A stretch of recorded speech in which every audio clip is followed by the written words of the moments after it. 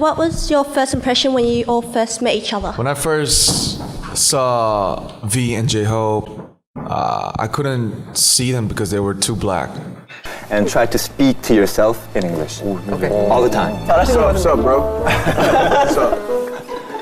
Play your own race. 마음에 안 들어.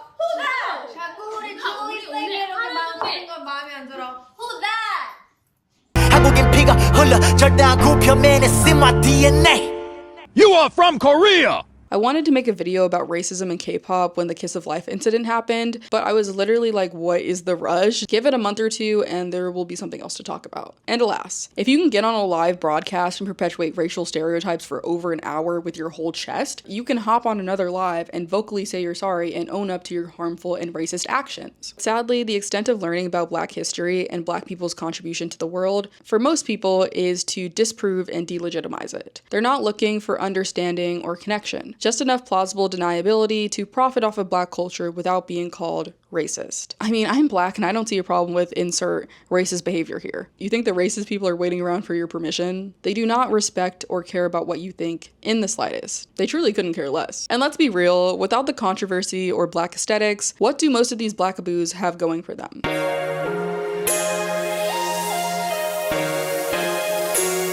It's time! Welcome or welcome back to Lonnie's Lens, my little corner of the internet where I talk about film, TV, pop culture, and literally whatever else is on my mind. Due to popular demand, I am back with the K-pop video. I would consider this part 2 to the Culture Vulture video I did back in May, so check that out if you haven't already. My latest video was an exploration of whimsical Black women in the music scene today, so go ahead and add that to your queue as well if you're in need of any recommendations. If you'd like to keep up with me outside of YouTube, all of my socials will be linked down in the description below. Make sure to like, share, and subscribe. And with that, let's get into today's very, very important video. Disclaimer up top. I'm going to be sprinkling clips and photos for your reference, but I am not here to prove that there is racism, anti-Blackness, or appropriation in K-pop. It's a well-documented fact. To quote one of my favorite creators on this platform, Kenny JD, people really do be around the world 옷처럼 흑인 문화를 입고 벗고 and then go be racist.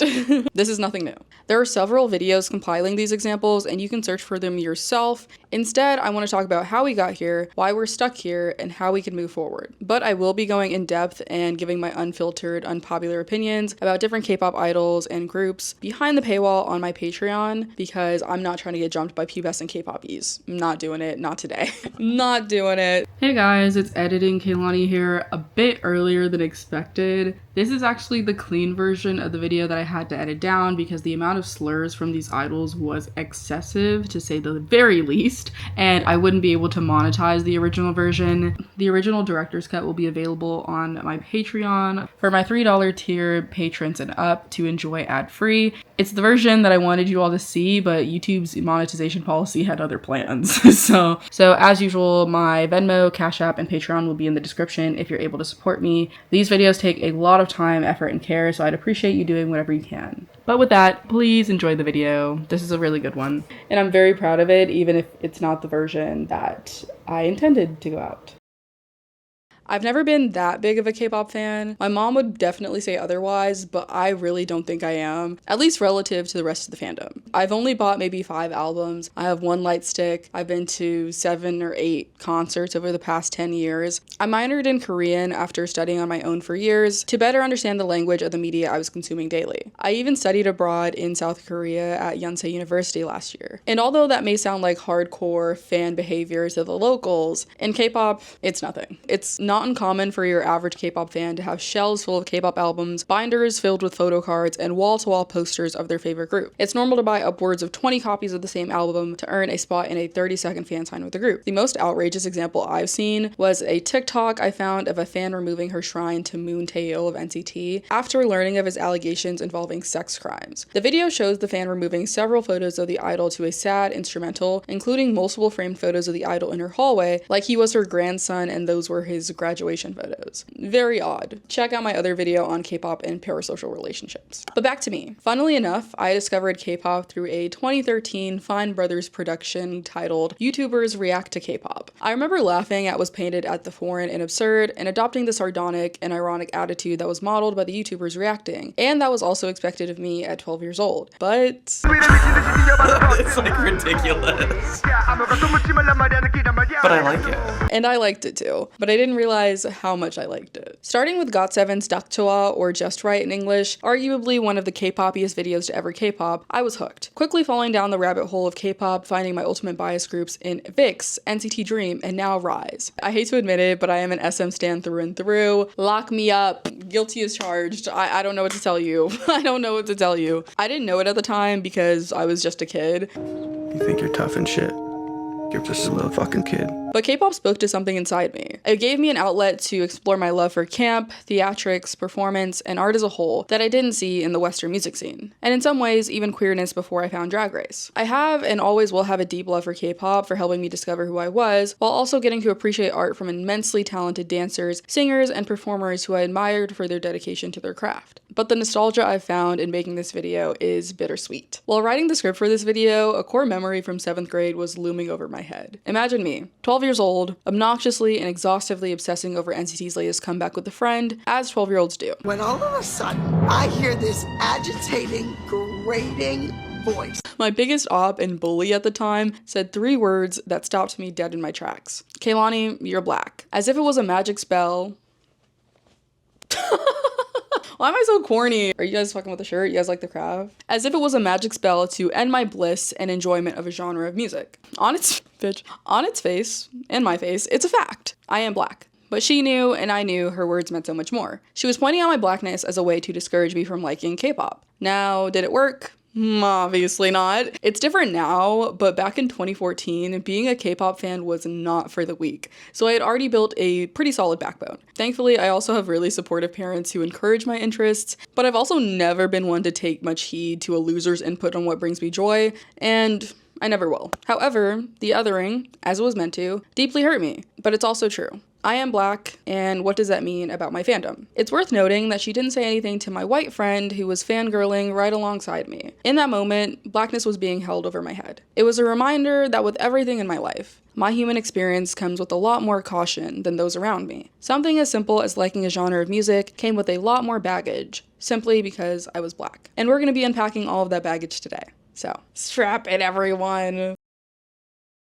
I know not everyone watching this will have a basic understanding of K-pop, and if you do, it's likely been sensationalized, so I'd like to take the time to educate you and make very clear what K-pop is, but also what it isn't. K-pop is weird, and K-pop fandom is even weirder, so I don't necessarily blame the locals for their initial reactions about it. While it's perhaps instinctual to other or dramatize what's foreign to you, I want to address and dispel these misconceptions, not just out of frustration, but because these mischaracterizations are distractions that deflect from the industry's very real problems. First, there's this emphasis on plastic surgery and beauty standards as unique to K-pop or Korean society. While beauty culture is indeed significant in Korea, portraying cosmetic procedures as exponentially more prevalent there than other places in the world is disingenuous. The US, especially in the early 2000s, normalized nose jobs as Sweet 16 gifts and breast implants as graduation presents. We still normalize lip fillers, veneers, and countless other enhancements in the West, but under the guise of discreetness. Look at the cast of Love Island. Look at the man y'all elected president and his right-hand man, Elon Musk. Then there's the perception of K-pop training periods as uniquely exploitative. These critiques aren't entirely wrong. Restrictive dieting, grueling schedules, unpaid labor that accumulates as trainee debt, and the psychological pressure are genuine issues that need addressing. But again, this system closely resembles the artist development programs that Western labels used to do, but have largely abandoned to cut costs and avoid investing in their talent. Hey guys, it's Editing Kehlani here. I didn't go in depth about the artist development aspect, but I realized that most people aren't actually familiar with its origins that began in Motown. So Motown was a record label in the 1960s that launched black musical legends like the Supremes, the Temptations, and the Jackson 5, which some consider to be the first versions of modern boy and girl groups that we see today. The label had a a personal development department that was dedicated to training artists in how to, quote, walk, talk, think, and act like royalty. We can see how this process has been replicated in the K-pop industry. I also wanted to share this TikTok showing that the photo cards and merch culture we see in K-pop today started with Black Motown legends back in the 1960s. It's fascinating. What if I told you that K-pop albums weren't the first to include collectible memorabilia, like photo cards, and that this had already been done decades ago in the 60s and 70s by Motown Records? I found evidence of this weekend when I was cataloging my dad's cassette tape collection and came across this gem, Diana Ross and the Supremes, the 25th anniversary double cassette tape. I opened it expecting to find music, but lo and behold, look at these beautiful photo cards, high quality, glossy, of Diana Ross and the Supremes. Something I would have expected to find in a collector's edition in today's album market. These ones are all double-sided, so there's 2 pictures on each photo card. I will put them on the screen here so you can see each and every single one of them. And this was such a treat to know, like, oh my gosh, this is where it all comes from. K-pop fans know the thrill of opening an album, seeing the photo cards. It's a huge part of the allure and why people still buy physical albums today, even though a majority of people don't even own a CD player, right? But it's the concept, making the album more than just the physical product and an experience. And Motown already, was the blueprint and had been doing this since the 60s. Motown and a lot of Black artists from the 60s to the 80s understood fan engagement before it even became a marketing term. They didn't just sell music, they sold the entire experience. That meant visuals, branding, exclusivity. Things that K-pop does so well today, Motown pioneered in the 60s. Think about it, right? Motown artists weren't trained in stage presence only, they were also trained in fashion, in their public image and how they presented themselves to the outside world. They were not just singers. Each and every single artist that went through the Motown method was an icon in their own right. Collecting their images, whether through posters, magazines, or in this case, photo cards, was something that all the fans wanted to do back then because it made them feel closer to their idol. From NSYNC and the Backstreet Boys being cheated by their management, to TLC filing for bankruptcy despite multi-platinum success, to Chappell Roan's recent Grammy speech about industry exploitation. Artist mistreatment is a global norm. The West really loves to sensationalize and assume foreign customs are so extreme and barbaric, while doing the exact same thing. The othering isn't just unfair, it's counterproductive. We miss the more insidious issues that are hiding in plain sight. It just tickles me how non-K-pop fans view and talk about training periods in K-pop, because like I said, it's mostly just a more concentrated artist in development, but with the odd requirements of masterfully learning how to appropriate Black culture and saying the N-word for absolutely no reason. I mean, the reason is the commodification and performance of Blackness, which we will get into, but it's not a very good reason. And my question has always been, for all the intense training that they do, they can't fit a racial or cultural sensitivity course in the mix. Right. But I digress. Like the other misconceptions I pointed out, it's important to recognize that anti-Blackness in K-pop builds on foundations laid by white supremacist beauty standards, anti-Blackness, and cultural appropriation that originated in the West and continues here today. Look at Justin Bieber, Billie Eilish, Miley Cyrus, Alabama Barker, Bad Baby, Iggy Azalea, Jack Harlow, and Ariana Grande. The list of Western culture vultures who exploit Blackness as a phase is endless. The real issue isn't that K-pop is uniquely problematic in this regard. It's that these global industries share the same foundational problems, and sensationalizing the Korean context prevents us from addressing the root causes that have no national boundaries. But that doesn't mean I won't hold the industry's foot to the fire. We have a lot to talk about. We have a lot to get through. Now that we're on the same page about what K-pop is and how it's not much different from the global industry at large, let's get into the meat of the video and why you're all here. Like I said, anti-Blackness, racism, and appropriation isn't unique to K-pop, but I'm making this video because it's where I've dedicated my time as a fan and have an intimate understanding of the industry and the fandom. The blatant racism and anti-Blackness once seemed like an unfortunate byproduct of K-pop, but as I've gotten older, I realized it's baked into the industry. And I finally understand why it feels so different now than it did when I first became a fan. A creator on TikTok talked about how consumerism and late-stage capitalism has led everyday people to start buying items to signify that they are a part of a culture or aesthetic without actually being a part of it. Contrast this to back in the day, where the reason most people had similar items and styles within a community was because it was a reflection of their shared values and the circumstances they were in. But now it's as simple as scrolling through your For You page or Pinterest to buy an item that will instantly identify you as part of this culture without doing any of the self-discovery or immersion that would organically lead you to that point. Because I buy into this fashion, that means that I'm this kind of person. I'm this kind of person, so I buy this. Meaning you construct a sense of self, you have philosophies, you have values, and then those values inform how you shop. Now it's the exact opposite. I want you to think I'm deep. I want you to think I'm able to curate a sense of self. I want you to think that I'm interesting or an intellectual. That's why I buy this fragrance and then this weird girl shoe and then this bag and whatever. And it's like, things are so backwards and topsy-turvy. But the reason why the Dave Chappelle musical guests all dressed that way is because they were situated culturally, socially, and politically in a way that was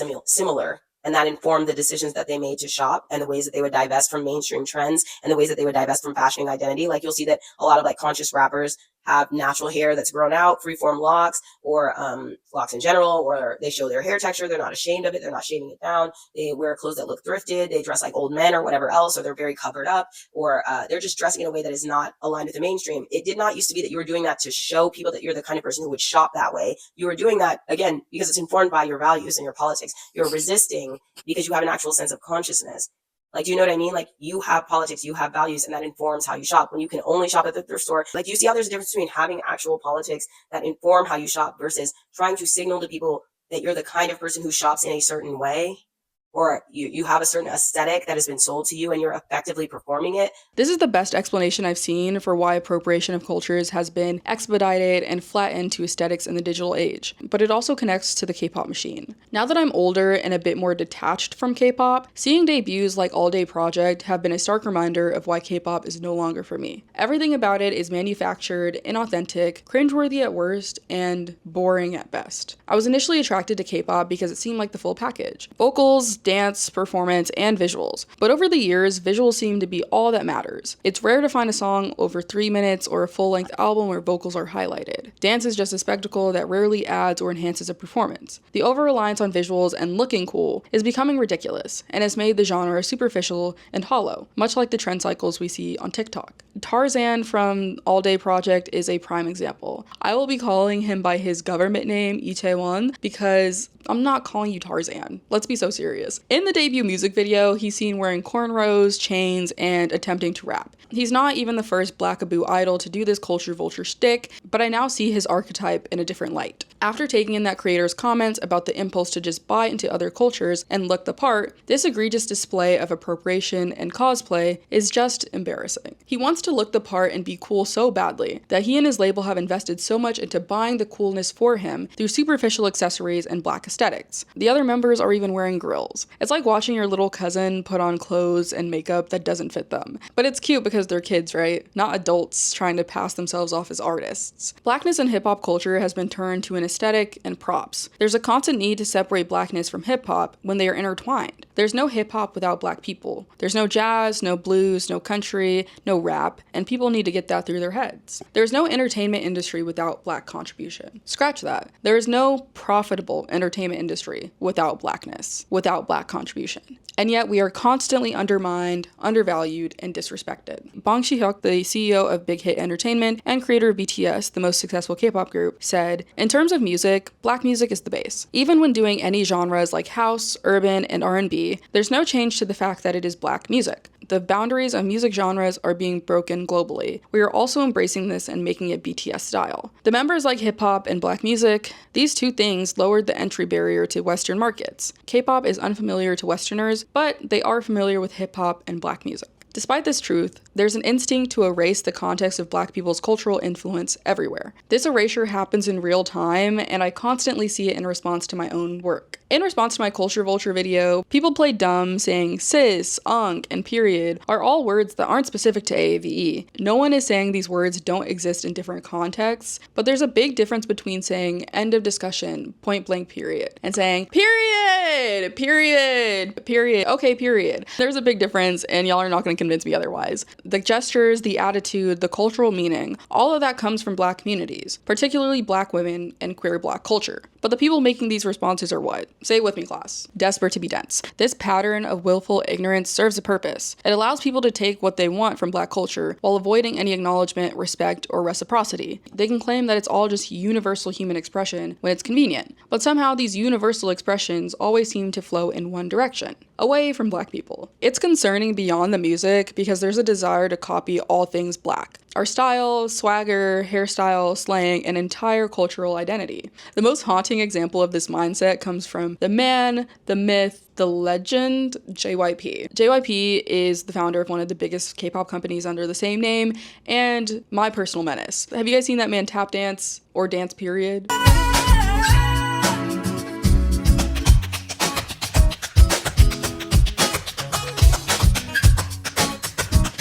In this clip, he was in awe of Jessie, a notorious culture vulture, and praised her for sounding like Mary J. Blige, and quote, like she grew up in the slums. 재능이 무섭다 사실은. 깡패야. 그러니까 재능 깡패. 프로의 한국 가수가 아니고 미국의 메리 제이 블라이즈라고 완전히 빈민가에서 큰 여자 있거든요. 개 목소리 같아요. Y'all still want to push the whole cultural appreciation thing? Not calling her black and then immediately saying thug in slums after that. Ooh. I'm not really going to dive into YG because that company needs its own video, but home to Blackpink, iKON, Big Bang, it never ends. But the founder of YG, Yang Hyun-suk, was a founding member of the group Sotaji and the Boys, who are seen as the first iteration of the K-pop groups we see today. In the article in Paris, How Black Culture Created K-pop, cited here explains, Sotaji and the Boys' political and rebellious songs created a new Korean youth culture that so closely mirrored Black youth culture and experience in the US. Sotaji and the Boys radically shaped K-pop to be what it is today. Even after the group disbanded, their influence remained. The group's impact on Korean music would not have been possible without the Black artists they look up to and listen to. The saddest part is that people are blindly labeling blatant appropriation as appreciation without these idols having to actually show any appreciation. Do you think the idols know the names of the hairstyles they're wearing or the actual intended use of a do-rag beyond a quick accessory to look cool? The answer is no, because the bar is in hell.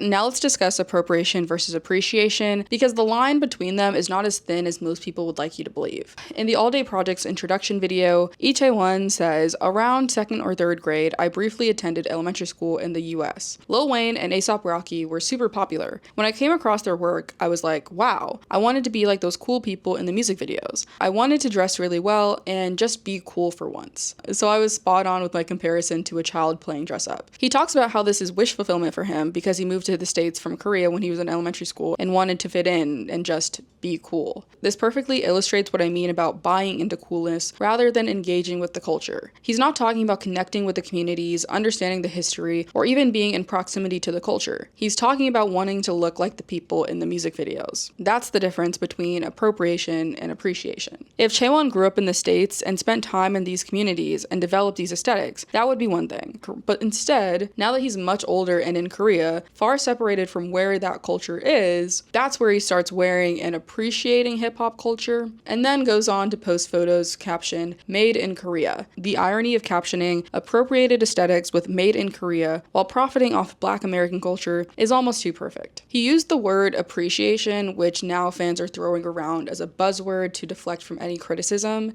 but we need to ask ourselves, why has the appreciation of cultures been whittled down to, I like it, so I'm just gonna wear it for myself and profit off of it and look cool? The simplest way I found to explain this is through art appreciation. When you go to a museum, you have to stand a few feet away and appreciate the work from afar. You're not allowed to touch the art, take it off the wall, take it home, cut up the canvas, make it into a garment, and sell it off as your own in the name of appreciation. And further, if the painting was a Monet or Van Gogh, you could not pass it off as just an appreciation of Impressionism with no acknowledgement of the creator. But that exact process of appropriating cultures is normalized when it comes to hip-hop and Black culture. And I already know people are going to comment saying that this analogy doesn't work because cultures are meant to be worn and interacted with, and that's true, but that interaction should be done within the cultural context for its intended purpose. For example, some weirdo commented on my Instagram picture when I visited Gyeongbokgung Palace in Seoul, South Korea. I was wearing a hanbok, or traditional Korean dress, and they accused me of culturally appropriating, despite me being in the literal place where you're supposed to wear the garment and appreciating and interacting with the culture. Contrast this to the idols we see using Black aesthetics, hairstyles, dialect, and vernacular, while never actually engaging with Black people or our community. An example of actual appreciation was a TikTok I saw on my For You page the other day. There was an Asian girl talking about her favorite Black hairstyles with her Black friend. She knew all the names and had thoughts and opinions on them that she had observed because of her admiration and appreciation. But is she running around wearing these hairstyles for herself? No. Again, do you think the idols know the names of the hairstyles they're wearing or the actual intended use of a do-rag beyond an accessory to look cool? The answer is no. In fact, for the longest time, a lot of idols simply called any black hairstyle reggae mori or reggae hair, lumping them all together. Black hairstyles have actual use and utility and serve as protective styles for black hair textures. The same utility is not gained when on non-black people. In fact, it often damages their hair. But sadly, the extent of learning about black history and black people's contribution to the world, for most people, is to disprove and delegitimize it, and or trying to ride the line between appropriation without actually engaging with the culture or black people. They're not looking for understanding or connection, just enough plausible deniability to profit off of black culture without being called racist. I wanted to make a video about racism in K-pop when the Kiss of Life incident happened, but I was literally like, what is the rush? Give it a month or two and there will be something else to talk about. And alas, it's like clockwork, truly. If you're unfamiliar, Kiss of Life did a live for one of the members' birthday where all of the members dressed up in stereotypical hip-hop or black clothing. They spoke in stereotypical slang and AAVE and dialect to impersonate black people. It was just a minstrel show and a complete mess, and really disgusting on their part. No, I'm talking about me flirting with my man, and that's not a bestie. I did. 그건 조심해. Wait, who that? Who's that? Who that? Come out. My bestie. No. Wait. Let's talk about. Who are you? Who that?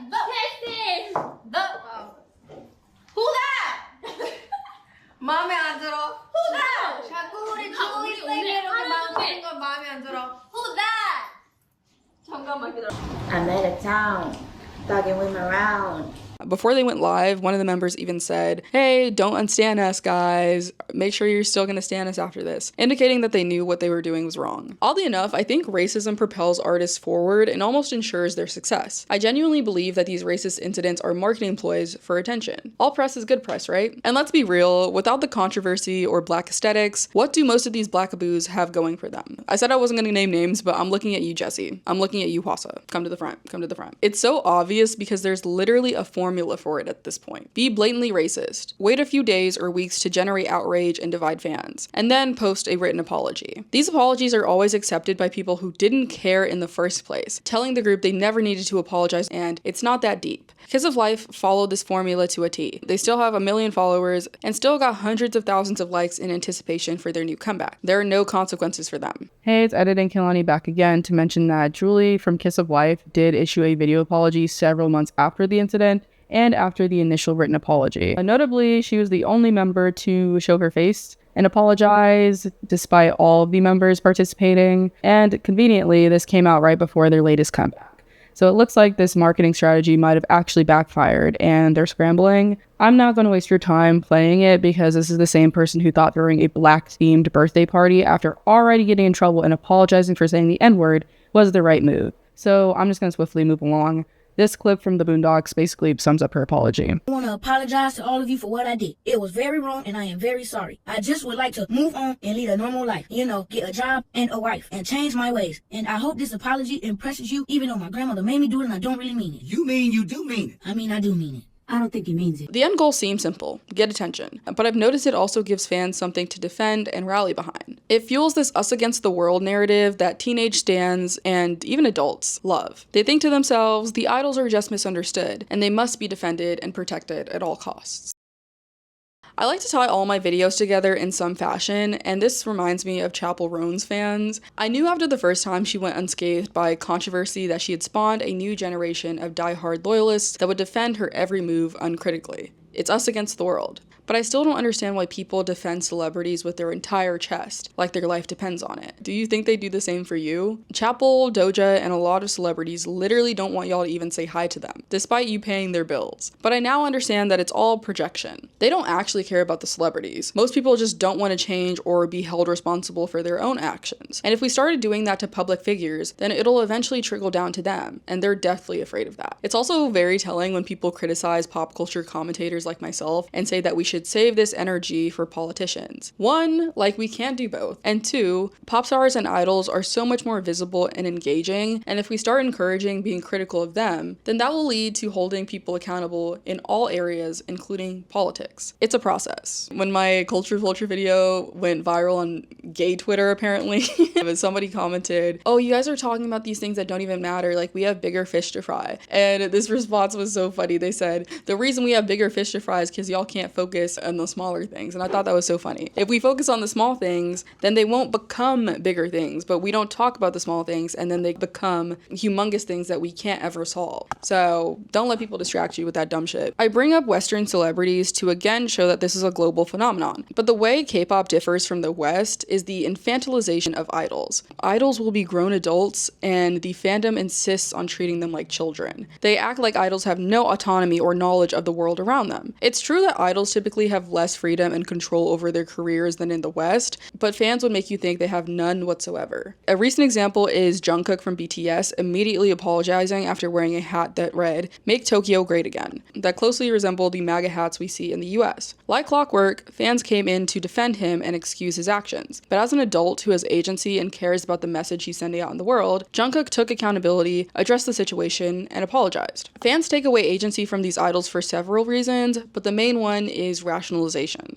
As humans, we're all susceptible to biases like the halo effect, where someone does one good thing we like, and all their actions going forward are tinted with rose-colored glasses. The thought process goes as follows: I like this person, so they must be good, and I'll work backwards from there, ignoring or defending any of their unfavorable actions or behaviors to make sure that they are always good, instead of the healthier approach, which is taking their actions as they come and changing your perception accordingly. Fans want so desperately to believe that these idols are worthy of our admiration and blind support, so we pretend that they are, because it's easier than facing the reality that no one is entirely good or bad. People contain multitudes. Onions have layers. The cultural difference excuse frequently used to explain away racism in K-pop is particularly annoying. It suggests that Asian artists somehow can't be held to the same standards of racial sensitivity as their Western counterparts, which is both condescending and enabling. There are literally no consequences for these racist actions. To again quote Saida Dahir, K-pop idols are constantly being called out for blackface, wearing black hairstyles, and saying the N-word, but still face no consequences. Unlike dating or drug scandals, cultural appropriation has never been able to hurt a K-pop idol's career, and some claim it benefits their international success even more. Me. Similarly stated in Non-Threatening Boys, Strip for Me Virgin, the strange duality of K-pop fandom, doing blackface is okay in the world of K-pop. Having a girlfriend is not. Now I know people are going to ask, why does it matter? Why are you letting it get to you if you know it's just for marketing? And it's just very dismissive to act like racism with an underlying motive is any less affecting than thoughtless racism. They're like, racism but with a plan. Not that bad. It's exploiting black trauma and pain just like it does our labor. We've mostly talked about the social aspects of anti-blackness in the industry, but we also need to talk about how black people are used and exploited behind the scenes. I've alluded to the several cultural aspects that belong to black culture as a whole, but let's zoom in on the real black creators that have been exploited as a result. They are the songwriters, producers, and choreographers behind your favorite comebacks. Some of the most iconic songs in K-pop have been written and produced by black artists, my favorite of which is Rodney Chick Bell, who's contributed to EXO's Overdose and Monster, my all-time favorite, Mr. Mister by Girls' Generation, Banger, Red Dress by Red Velvet, and more recently NCT 127's Kick It. This might be very unpopular. I can't stand that song. There's also Teddy Riley, who wrote another one of my all-time favorite songs, What Is Love by EXO. There's Adrian McKinnon, Taylor Parks, Bianca Blush Atterbury, and so many more. But not all of these writers have been appreciated for the hard work of making the hits that keep the industry going. In the 2020 article, They Use Our Culture, the Black Creatives and Fans Holding K-Pop Accountable, Elizabeth DeLuna describes the stories of songwriters and producers who've been taken advantage of in the industry. First, there's Tiffany Red, a Grammy Award-winning songwriter and artist who's worked with artists like Zendaya and Jason Derulo. She wrote the song Go for NCT Dream, and the music publisher paid her a pitiful $66, which funnily enough was also the budget for the music video. I'm joking, by the way. It's just like, I'll never forgive them for putting Renjun in that fuck-ass tree. Like, what are we doing? Similarly, songwriter, producer Micah Powell attended a SM songwriting camp where he wrote the song Devil call and added a little dance move when presenting to the executives. Without notifying him, the company used the song as Super Junior's lead single along with a dance move he created, and he didn't even find out until seeing the music video himself. They had also used his background vocals for the track. All of this without payment or credit. I had to hunt SM down, Micah says, and was eventually paid $200 for the vocals which he had recorded in Korean, a language he does not speak. Powell says the industry's lack of action is a microcosm of a bigger issue, part of a bigger puzzle of inequality. K-pop looks to the West for inspiration, and this is exactly how white people see us. They use our culture, they love our culture. They'll take everything from our culture, but don't pour back into our culture. This isn't just individual bad actors, it's the industry systematically extracting black labor while erasing black presence in the industry. Tiffany Red echoed this same sentiment about her situation. I'd love to see what would happen to K-pop if we all stopped writing for the industry. I would be a liar if I said that I didn't participate in helping them steal our culture. We didn't make the system, but it's all of our responsibility to fix it and make it better. Black people are not the only people who will benefit from the system changing in K-pop. Everyone will benefit from that. It'll create a whole new system of accountability. Tinashe and Pink Pantheress are more recent examples of speculated plagiarism in the K-pop industry. Despite black people's contributions, they go unrecognized, underpaid, and undermined by blatant racist attempts to show that we are not welcome. There's undeniably a significant amount of black talent behind the scenes, creating the art that fans enjoy and pay for. But as soon as there's a black face in front of the camera, that's not a K-pop idol. It's keep K-pop Korean. The fans are also responsible for creating a hostile environment that discourages honest conversations and meaningful change. This can be seen with the famous Keep K-pop Korean moment that was created by fans. In 2014, girl group Les Seraphim launched a clothing line on Instagram. They hired models to wear the clothes instead of the members. One of these models was a stunning dark-skinned black woman whose name I couldn't find for the life of me, unfortunately, but the reaction from fans was very telling. Some fans got scared and instinctively thought that the members of Les Seraphim were doing blackface, which is insane that it's so normalized in K-pop, but what's even crazier is that the fans were worried about them being canceled, not about them doing something racist. Other fans were just upset to see a model that wasn't Korean. It's incidents like these that reveal the fandom's true priorities. Black creativity is welcome. Black faces are not. Again, unless it's the idols themselves. If you could change one thing about K-pop, what would it be? About K-pop or the concert? Okay. If I could change one thing about K-pop, it would be the fact that they take a lot of things from black culture, but they never specifically credit it, or I never feel represented in K-pop. If I could change something in K-pop, it would be I would want there to be less controversies. Sometimes there are some cultural differences and that causes issues, race issues and stuff. Like, for instance, there was a few cases where like a group dressed in like blackface or something like that. I felt uncomfortable. But that discomfort led to conversation. It didn't stop black K-pop fans from showing up at the BTS show. Every fan decides where they stand. Now let's talk about the burden of black fandom. I've discussed the anti-blackness within the K-pop fandom, but we also have to talk about the othering of black K-pop fans within the black community. It's not uncommon for black people to be ostracized within the community for not having stereotypically black interests. K-pop and anime have thankfully become more accepted over time, but there's still pushback. People have gone as far as saying that black K-pop fans are the weakest link in the black community, when the black community literally has domestic abusers, murderers, and Chris Brown fans. This is also a result of the intersection of blackness and teenage girlhood. Anything predominantly liked by teenage girls is seen as frivolous and devalued. So it makes sense why black K-pop fans are targeted. And like I talked about earlier with the sensationalism of it all, anti-blackness in K-pop has been made to seem worse because it's not American, but that's simply not true. Even when black fans turn to Western pop music, we find white pop stars profiting off of black culture while saying slurs and using AAVE. I mean, what's not clocking to you that I'm standing on business right now? I know we've all seen Justin Bieber's latest tryst with the paparazzi. I'm a dad, I'm a husband. You're not getting it, it's not clocking to you. It's not clocking to you that I'm standing on business, is it? But have you guys seen the clip of him using the N slur repeatedly in a parody of One Less Lonely Girl? At that time, he had millions of fans of little teenage girls and boys, and some of them were black. and they heard this pop star who uses black aesthetics using the slur that would hurt them the most. We also have black rappers and singers perpetuating misogynoir and shouting from the rooftops that black women aren't their preference, and worse yet, abusing and shooting them. Where are we going to go that's free of anti-blackness and safe for us? This is part of why black fans end up in spaces like K-pop. At least in K-pop, fans can pretend idols don't know any better or because of the cultural difference. This is by no means a bulletproof defense, nor one that I believe at all, but I do understand the thought process. It's easier to take the insult when there's a language barrier. But to push back on this, black K-pop fans have always been very vocal about combating racism in the industry. So I don't think black K-pop fans have earned this extra grief when it's really just a matter of picking your poison. The last black boy band most of us had was Mindless Behavior, and our other options were One Direction and Justin Bieber. Again, is it clocking to you? And it's unfair and unrealistic to expect teenagers not to enjoy or participate in a global phenomenon that is based in their own cultural roots. With all of that being said, there are black K-pop fans that are just weird as fuck. Their internalized anti-blackness are on full display all the time, and they don't care if idols are racist. But this mirrors the Chris Brown fans who do not care that backflipping demon's favorite hobby is, allegedly, assaulting people, and more specifically, black women. Comedian Yadoye Travis has a great joke about this, explaining that you don't have to excuse the behavior and rationalize why you like him. I'm not gonna pretend I don't know what the fuck he did, you know? I feel like some people walk around acting like they don't know that he hit Rihanna. Like, how do you not, like, you can like him, you just gotta accept the reasons why you like him, you know? Just be like, yo, I know he did some fucked up shit, but the man can dance and Usher can't backflip on beat, so there was a hole in my media consultant. That's all it is, you know?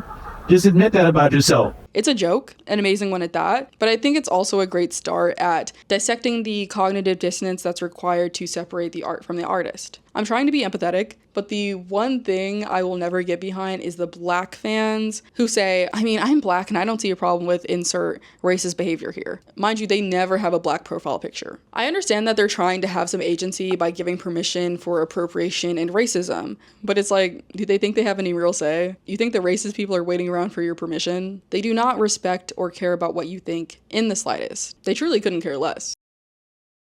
I put my glasses on because I completely forgot I had them, and I thought this was such a cute look. So we're just gonna go with it, pretend like I've been wearing them the entire time. Can you imagine I just put them on, I didn't say anything? Just like, hey guys. When I asked all of you if you were interested in me doing a video on K-pop, I got this comment. Doing a K-pop video wouldn't be the move. You aren't in a position to comment on Korean society and culture accurately. This is a much nicer version of the usual attempts to silence black fans' voices, but just as toxic. Notice how in that video I barely touched on the Kiss of Life incident beyond stating what the girls did, and I didn't mention Korean society at all, but they were quick to let me know I had no business saying it. They said that with a quickness. The obfuscating and painting critiques of anti-blackness and appropriation in K-pop as a critique of Korean society as a whole is disingenuous and another attempt to gaslight black fans. Who is more qualified to talk about anti-blackness and its effects than black people? Discrediting black voices and invalidating our feelings is the go-to in the K-pop fandom. Any rightful criticism of the industry or idols is seen as bringing negativity or not understanding Korean culture. It's just more deflection to resist any criticism or reveal the cracks in the facade of these idols' perfect image. Simply put, it's gaslighting. Despite this, black fans have continued to speak out. But this takes a toll on your psyche and has made many fans, including myself, question if it's worth the battle. I've decided it's not, and I no longer consider myself a fan beyond a casual listener, and more black fans are doing the same. In Tabby Kabuki's article, I was a black K-pop fan for 2 decades. After endless cultural appropriation and racial slurs, I'm letting go. She shares a mutual thoughts on the burden of black fandom. The user @hwaffles, I'll make it waffles, shares, among the countless times of asking to be respected, the request still isn't treated with care, she tells Teen Vogue. I just don't feel seen or heard, and the blatant disrespect is tiring. Even the fandoms are excusing the behavior and telling black people to be quiet way more often and speaking for or over us. People will continue to listen to and stand who they want, and for that reason, I had to count myself out. It's a constant conversation with the wall. My heart goes out to those who continue to speak out and carry the burden of emotional labor in the fandom. And I guess myself, because I'm doing that right now. Me just realizing I'm doing that right now.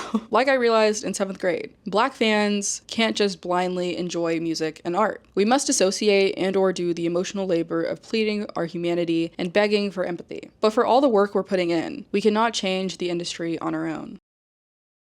So let's talk about the solutions. For the industry, these bullshit, faceless written apologies have got to go. It's performative and disrespectful. If you can get on a live broadcast and perpetuate racial stereotypes for over an hour with your whole chest, you can hop on another live and vocally say you're sorry and own up to your harmful and racist actions. But the solution has got to be focused on genuine change, not just better PR. These quick fix apologies aren't going to cut it. In order to get anywhere near appreciation, there has to be a mutual respect and understanding for the other group of people, and a willingness to hear them out, and we are simply not there yet. But we're taking baby steps. In 2022, Kehoe from P1 Harmony addressed that cultural appropriation and aspects like AAVE should be approached with care. I believe it's a responsibility, and I also feel like if you're going to have that big of a platform, you need to be able to respect and appreciate all cultures without appropriating them. And so I feel like whenever it comes to, you know, our styling or like, you know, our music or whatever, it's always a sensitive and topic that we always have to think once, 3 times, 4 times about, like, in every step of the way, like visually or like musically or like, you know, the language itself. Like obviously there's like AAVE and like a whole bunch of other like cultural stuff that's like, you know, is very sensitive, and so we need to respect that, and I feel like it's a responsibility too. So I feel like definitely it's something that we're always thinking about and taking action about. And as much as I love Kehoe and Jungsub, that is the absolute bare minimum. And P1 Harmony is another group that is simply riding the line. Look at their latest music video. In an article discussing Kehoe's statement, Natasha Malenga says, "On the surface, what Kehoe said was not groundbreaking. His comments were instead a sign of human decency and respect for their diverse fan base. But in the world of K-pop, an idol speaking so openly about the importance of cultural appreciation versus cultural appropriation is practically unheard of." I want to highlight the one idol I could find who is taking action and shows a genuine dedication to growth and accountability. Kim Dae-hwan is a former member and main vocal of the K-pop boy group Big Star. He's a songwriter, producer, video editor, and even owns his own company. Ray Wan received backlash to his MV for his single Eye Candy for its appropriation of black culture. He then did something unheard of in the industry. Well, first he had a black love interest in the music video, big hit, take notes. But more importantly, he publicly took accountability, listened to those who were affected, platformed them, talked to those with more knowledge, asked questions, and learned. In the video where he had the discussion, he actually ridiculed how cowardly it is to just post a written apology and move along. I need to learn and I need to try understand what it is or how they feel. All in all, do except for black hair care. But people in these days, like this year, let's say 2025, they use it for style. But for black people, it's like you are less than in the eyes of some other people. But then when they take it and they wear it, like, oh, I'm just wearing the do-rag for like it's a cool hip hop style. It's like, okay, I'm wearing your culture. I like it for the style, but for you, it's like trash. In that sense, in a simple way of saying it. We use it for protection of our hair. I have younger brothers, and they keep their hair neat by using the do-rag. So when I see people that are not black using it, I ask why are you wearing it? What's it for? And it just seems like a prop. You're not protecting your hair. It's just to be fashionable. But when my brothers wear it and they go outside, some people can think, oh, they're bad. Like they yeah, or 그런 생각이 있어요. 지금도 그렇다라고. 네. 지금도. You guys are proud to wear. Yeah, you are proud to wear it. It has not caused you it has not caused you discrimination within your own country to wear the hanbok. Whereas if we wear a do-rag or we have unprofessional quote hairstyles, it causes us to experience discrimination. Lose jobs, like lost school opportunities, stuff like that. But also, you guys can trace your culture back as far as like you want for the most part, whereas Black Americans are not able to do that. We created our own culture from nothing, or it took a lot of like community to build our own culture. So to see someone take it, and even if it is appreciation, like Mia said and like Joy said, it feels like a mockery. I'd again like to emphasize that this is the only time I've seen an idol do anything remotely close to this, and I've been a fan for over a decade. Or I guess I was a fan for over a decade. Gotta start saying that. I was a fan for over a decade. In the discussion, he asks for clarity on what items like do-rags mean in the Black community, and learns about the Black experience that informs our reactions. I want to highlight that the Black people in the discussion are so kind, patient, and all around lovely. There's this misplaced and prejudiced notion that Black people are out for blood, when we simply just want to be heard. I say misplaced, but in reality, the appropriate emotional response to centuries of ridicule, abuse, appropriation that Black people have gone through would warrant outward anger and vitriol. But that's the trap of white supremacy and anti-blackness. If black people display any of the rightful anger or upset we feel, then we play right into the brute and savage stereotypes waiting for us. It's a losing game, and unfortunately not the Winehouse kind. We can see this with Sam Okier. Sorry if I'm mispronouncing his name, but he was a very popular performer in South Korea, but he attempted to speak out about the anti-blackness within the entertainment industry and was immediately blackballed and met with so much harassment and vitriol, and still sees it today. The social contract is clear. Once you're no longer here to entertain and you have expectations of a basic sense of understanding and respecting your humanity, you're too much. So therefore, partially as a trauma response, most black people are incredibly generous with their time, energy, and care when explaining our history and the repressed feelings around that history. This is the emotional labor I mentioned earlier. We have to patiently educate others constantly and are expected to turn a blind eye to racism while the rest of the world catches up. In real life, black people in spaces, except Black Twitter, are some of the most welcoming places on earth. This may be a byproduct of the fact that black people have been conditioned to give everyone access to their space and never feel true ownership over what's theirs. But it also breeds community and openness. Saida Tahir provides a pretty clear step-by-step action plan for agencies going forward. One key way agencies and K-pop idols can appreciate black culture is by hiring more black staff and paying them well. Black producers, stylists, PR agents, and more can help K-pop agencies build stronger ties with the black community. Hiring more black stylists can allow for outfits and styles to be double-checked for respectability before the artist goes out or films. Black PR agents can communicate with black or international fans when problematic situations arise. She actually mentions American Hustle Life as a great example of learning in the community. Do y'all remember American Hustle Life? Oh my god. The connection between K-pop and black culture is strong and intergenerational.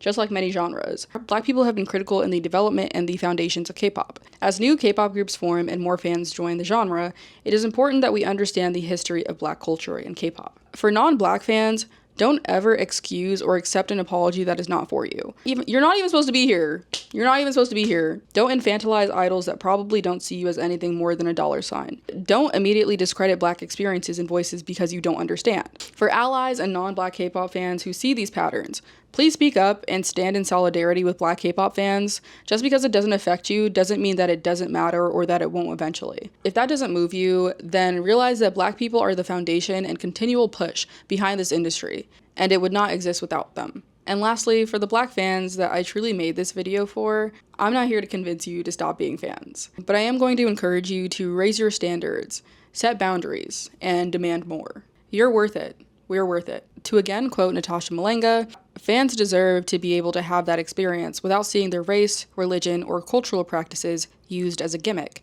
and they should be able to address these issues without fear of online harassment.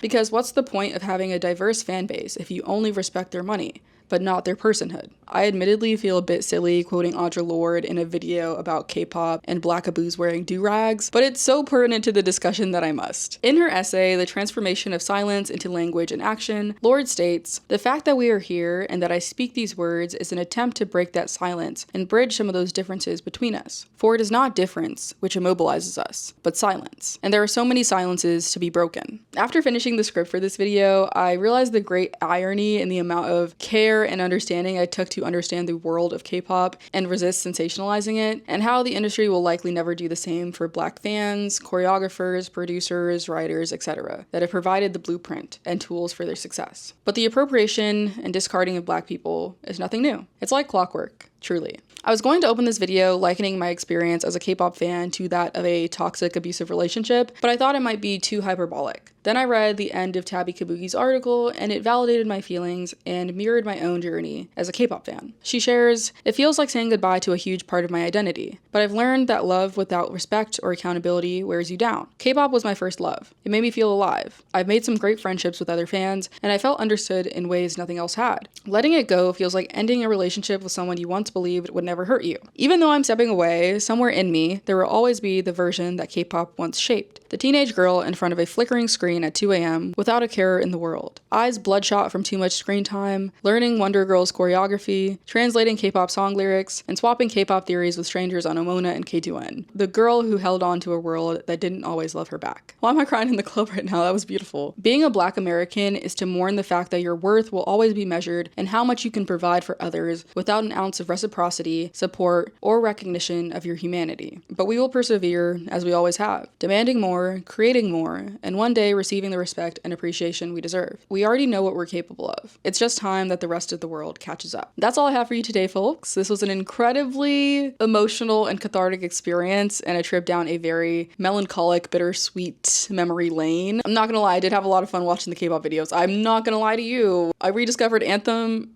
by iKON. Now, those are some Blackaboos I can get behind. I'm joking. I'm not joking. I'm not the first person to discuss this topic by far, but I hope I was able to amplify the discussion and add a new perspective. If you like the video, please don't forget to like, comment, share, and subscribe. Hop over to the Patreon for more of my unfiltered thoughts on K-pop and for my thoughts on Love Island Season 7, cause goddamn. But yeah, thank you to my patrons. I will see you in the next one. It's been a while since I spoke Korean, but 여러분 시청해 주셔서 감사합니다. I love you for watching. Bye.